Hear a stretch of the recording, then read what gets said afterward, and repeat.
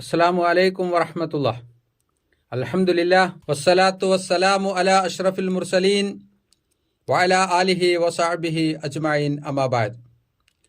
പ്രയാസങ്ങളും അനുഗ്രഹങ്ങളായേക്കാം. മനുഷ്യന് വല്ല വിഷമവും ബാധിച്ചാൽ അവൻ തൻ്റെ രക്ഷിതാവിങ്കിലേക്ക് മടങ്ങിക്കൊണ്ട് പ്രാർത്ഥിക്കും.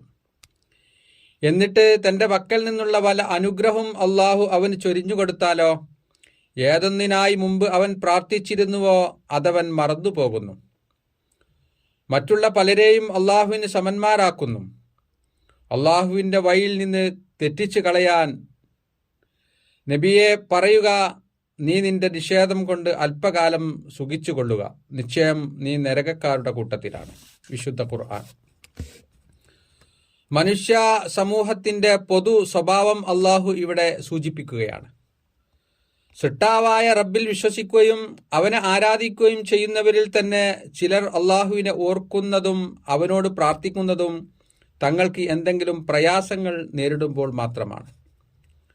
കാരുണ്യവാനായ റബ്ബ് പ്രാർത്ഥന സ്വീകരിക്കുകയും പ്രയാസങ്ങൾ നീക്കി സന്തോഷവും സമാധാനവും നൽകുകയും ചെയ്തു കഴിഞ്ഞാൽ ചിലർ റബ്ബിനെ മറന്നു പോവുകയും ചിലപ്പോൾ അവനെ വിട്ട് മറ്റുള്ളവരെയും ആരാധിക്കുകയും ചെയ്യുന്നു എന്ന് മാത്രമല്ല, തങ്ങൾക്ക് ലഭിച്ച നേട്ടങ്ങൾ ഇന്ന ആളുകളുടെയും കേന്ദ്രങ്ങളുടെയും ശക്തികളുടെയും അനുഗ്രഹം മൂലമാണെന്ന് പ്രചരിപ്പിച്ച് മറ്റുള്ളവരെ കൂടി ഏകദൈവ വിശ്വാസത്തിൽ നിന്ന് ബഹുദൈവ വിശ്വാസത്തിലേക്ക് നയിക്കാൻ കാരണക്കാരായി തീരുകയും ചെയ്യാറുണ്ട്.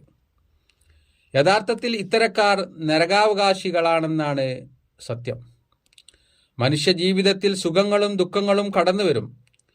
ഏത് ചുറ്റുപാടുകളിലും അള്ളാഹുവിനോടായിരിക്കണം നമ്മുടെ കടപ്പാടും പ്രാർത്ഥനയും. പ്രയാസങ്ങൾ ഉണ്ടാകുമ്പോൾ അള്ളാഹുവിനെ ഓർക്കുകയും അവനോട് പ്രാർത്ഥിക്കുകയും ചെയ്യുന്നതിനേക്കാൾ ശക്തമായിരിക്കണം സുഖാവസരത്തിൽ അവനെക്കുറിച്ചുള്ള ഓർമ്മയും അവനോടുള്ള പ്രാർത്ഥനയും. നബി സല്ലല്ലാഹു അലൈഹി വസല്ലമ പറയുന്നു, ആരെങ്കിലും പ്രയാസങ്ങളും ദുരിതങ്ങളും ഉണ്ടാകുമ്പോൾ അള്ളാഹുവിൻ്റെ സഹായം ആഗ്രഹിക്കുന്നുവെങ്കിൽ സൗഖ്യത്തിൽ കഴിയുന്ന കാലത്ത് അവൻ അള്ളാഹുവിനോടുള്ള പ്രാർത്ഥന അധികരിപ്പിക്കട്ടെ. റസൂൽ കരീം സല്ലല്ലാഹു അലൈഹി വസല്ലമ പറഞ്ഞു, സമൃദ്ധിയിൽ നീ അള്ളാഹുവിനെ അറിയുക, എങ്കിൽ പ്രയാസത്തിൽ അള്ളാഹു നിന്നെ അറിയും. ചിലപ്പോൾ പ്രയാസങ്ങളും ദുരിതങ്ങളും അള്ളാഹു നൽകുന്നത് നമുക്ക് അനുഗ്രഹമായിരിക്കാം. നാം കൂടുതൽ അള്ളാഹുവിനെ ഓർക്കാനും അവനിലേക്ക് കൈനീട്ടാനും അത് കാരണമായി തീരും. അതിനാൽ സന്തോഷവേളയിലും ദുഃഖാവസരങ്ങളിലും ഒരുപോലെ നാം സൃഷ്ടാവിനെ ഓർക്കേണ്ടതുണ്ട്. അള്ളാഹു അനുഗ്രഹിക്കുമാറാവട്ടെ.